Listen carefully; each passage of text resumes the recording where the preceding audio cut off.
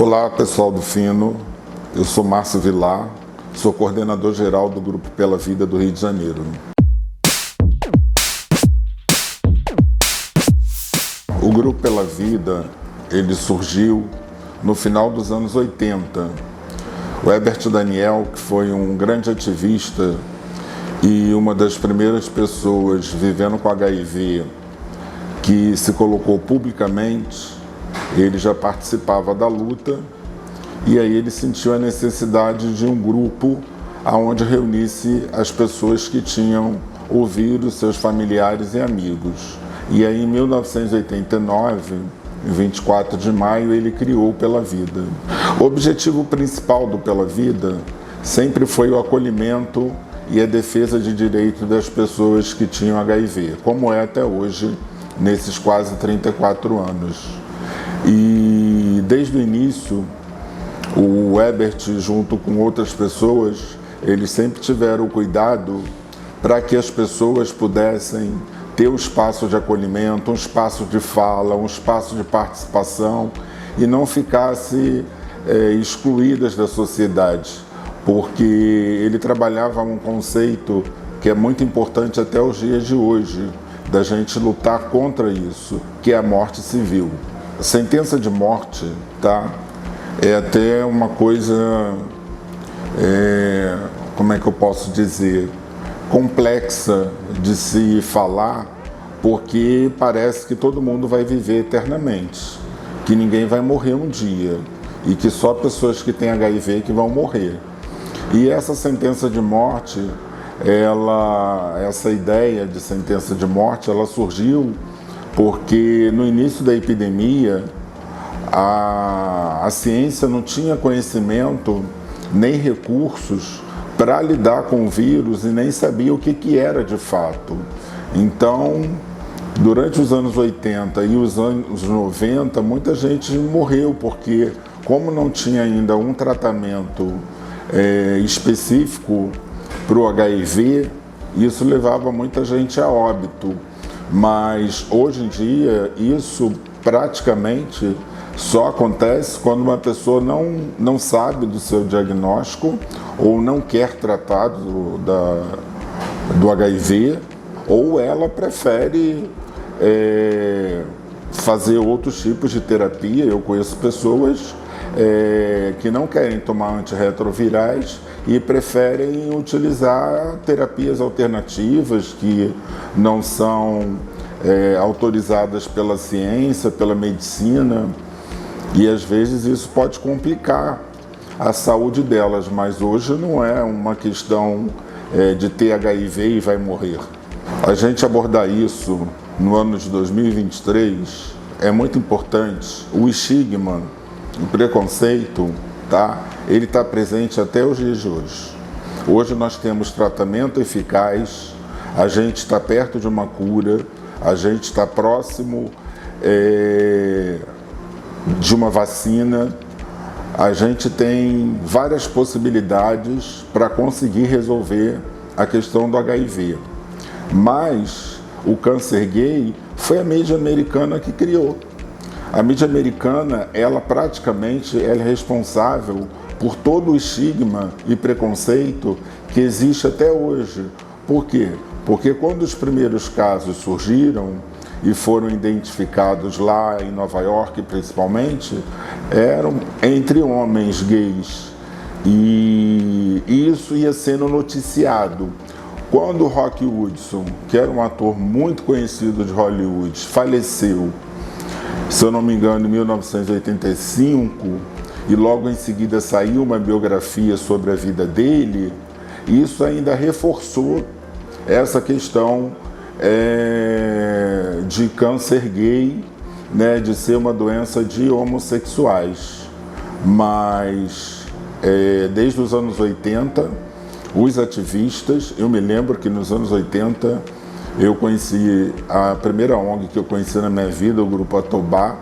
Isso já era discutido e já era motivo de pauta para levar para a mídia, para conversar com a mídia, para explicar para a mídia. Por quê? Porque mulheres já tinham HIV, crianças já tinham HIV, outros grupos já tinham HIV, então não era algo específico de gays, drogados e travestis.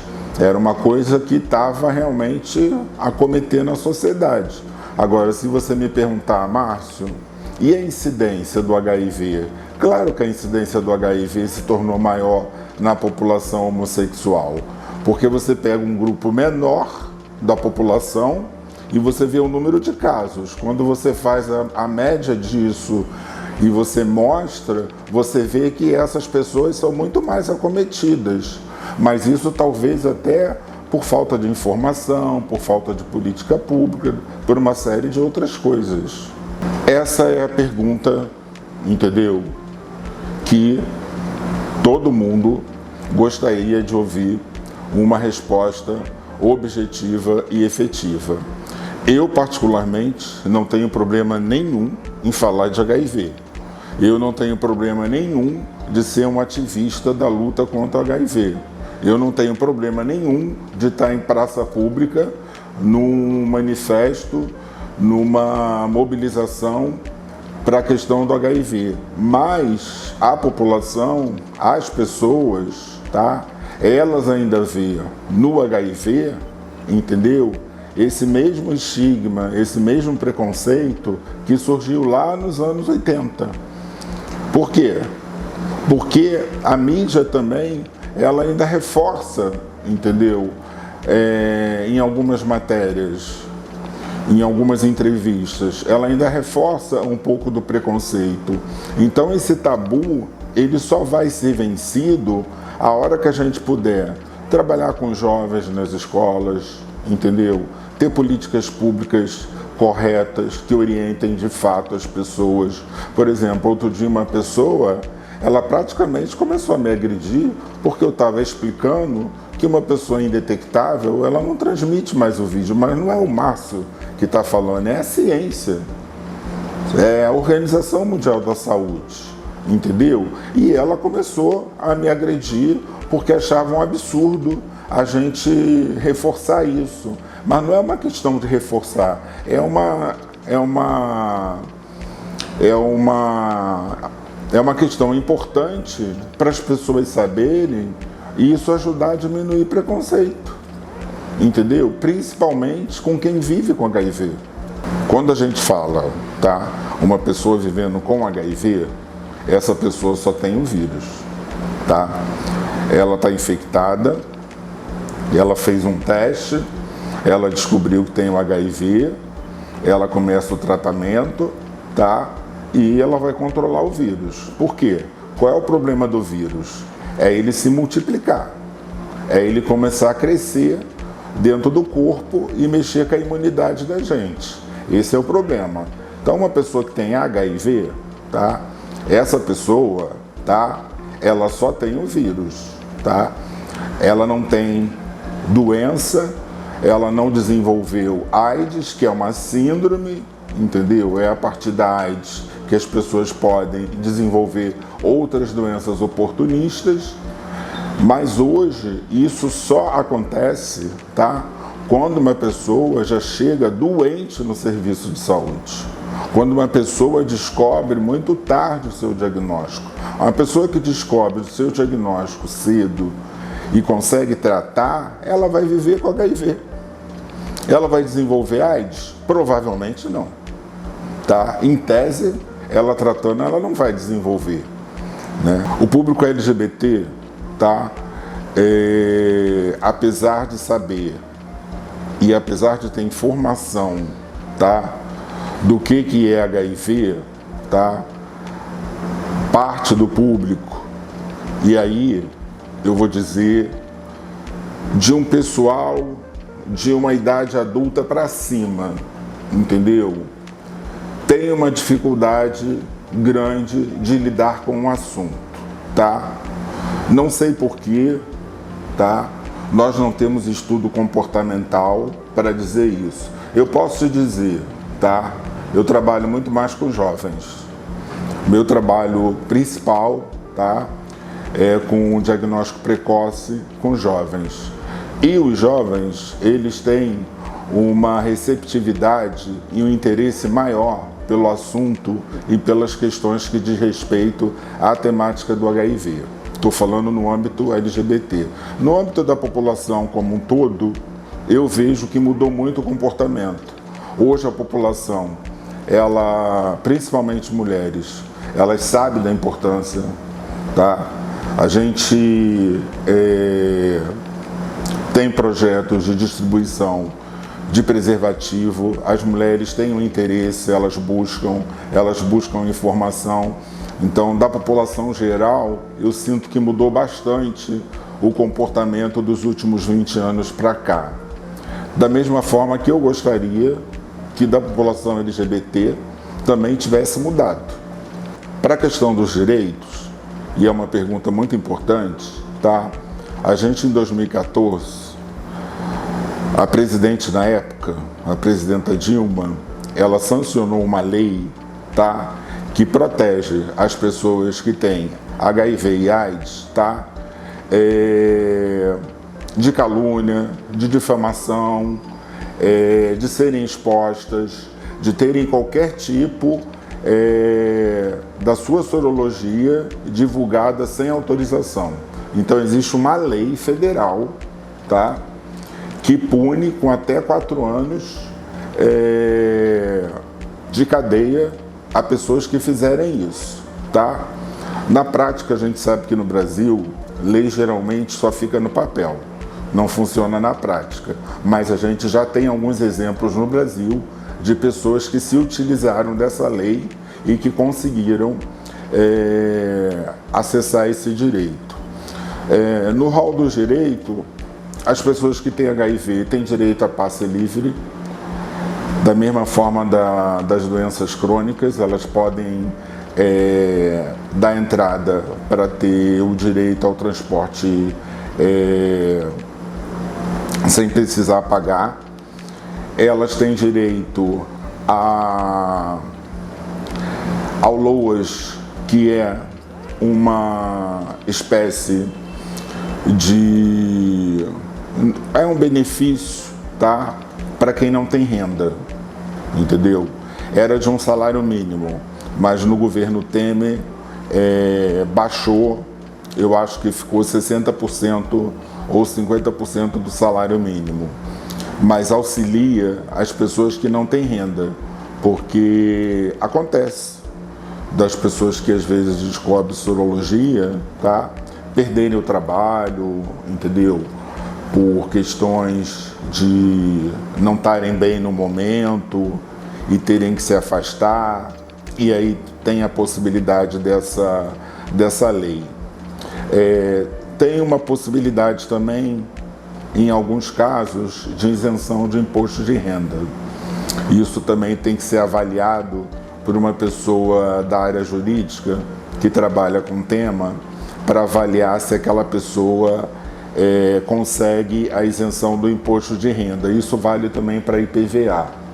Aí você me pergunta, por que isso?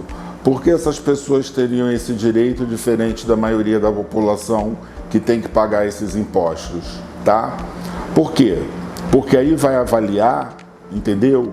A situação social da pessoa, entendeu?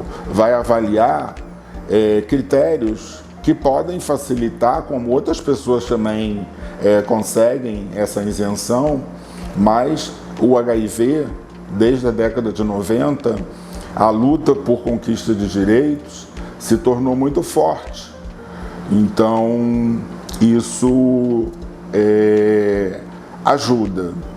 Um direito, tá, que eu acho que é importante e que foi conquistado recentemente, não especificamente, tá, para as pessoas que têm HIV, mas para a população LGBT, é a possibilidade de doar sangue, tá? Essa conquista foi tida no ano passado, entendeu? Foi uma briga de anos, porque o Brasil era um dos países que proibia LGBT, principalmente gays e travestis, de doarem sangue por conta do HIV. E o Supremo Tribunal Federal, ele entendeu que não havia essa necessidade e que as pessoas tinham que ser tratadas da mesma forma, independente da orientação sexual. O Pela Vida muda todos os dias, né? Porque a gente trabalha com a população, então todo dia é dia de mudança e todo dia acontece algo de diferente. Com relação ao voluntariado e a participação, né? A ONG é aberta, as pessoas podem ir, podem conhecer, podem participar de atividades quando tem. A gente tem atividades de convivência que acontecem uma vez por mês, tem com jovens, tem com mulheres, tem mista, entendeu? Tem com pessoas trans. Então, nessas atividades, independente de ter HIV ou não, as pessoas podem participar e interagir. E eu gostaria de deixar assim, um recado que eu acho importante, né, abordando esse tema, porque muita gente nunca fez teste de HIV, né, porque acha que não precisa, enfim, por uma série de razões, né. O teste do HIV, tá, na maioria dos países, na maioria dos locais onde ele é feito com frequência, que não é o caso do nosso país, que a gente tem um déficit de testagem muito alto, as pessoas acham que algumas pessoas precisam fazer, mas que as pessoas como um todo não precisam fazer. Eu diria que, tá, fazer um teste, tá, é uma questão de saúde. E se acontecer de dar um resultado positivo, você vai ter a facilidade de tratar com antecedência.